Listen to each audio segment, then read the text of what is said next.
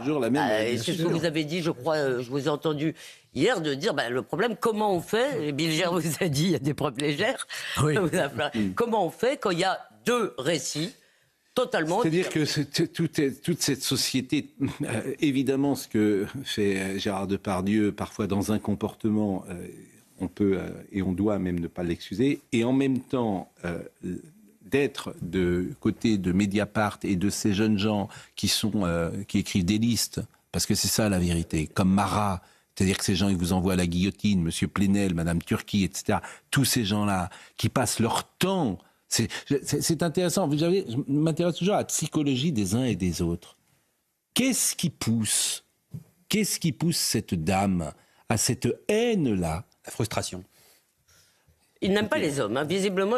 Qu'est-ce qui pousse ces gens à vouloir se mettre de ce côté-là? Je vous assure, c'est une question qui m'intéresse toujours. Qu'est-ce qui fait de vouloir absolument faire tomber quelqu'un d'un piédestal? Oui, je parle de haine, une forme de... Beaucoup, là. Oui. Mais une forme de frustration qui écoutez, génère ce genre de ils croient vraiment faire avancer la justice. Ils se prennent pour des justiciers.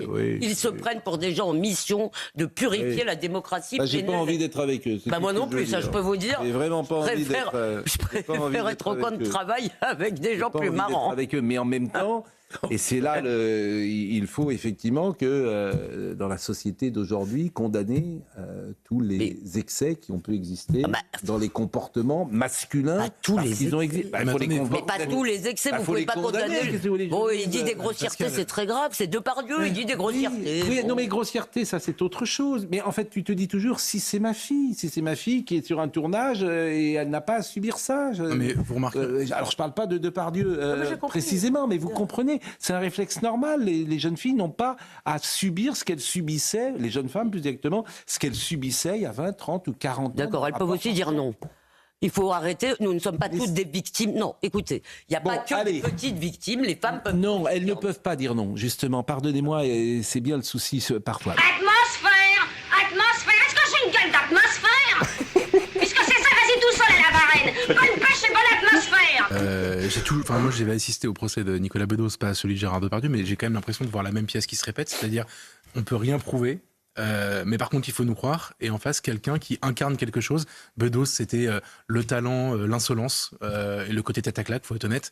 Et Gérard Depardieu, c'est le procès du porc français. J'ai l'impression que c'est ça, quoi. C'est vraiment, il y a eu balance ton porc et maintenant, il faut condamner le porc parce que il boit, il fume, il dit des horreurs, il est gouailleur, il est insupportable pour les gens de ce monde-là. Moi, je suis assez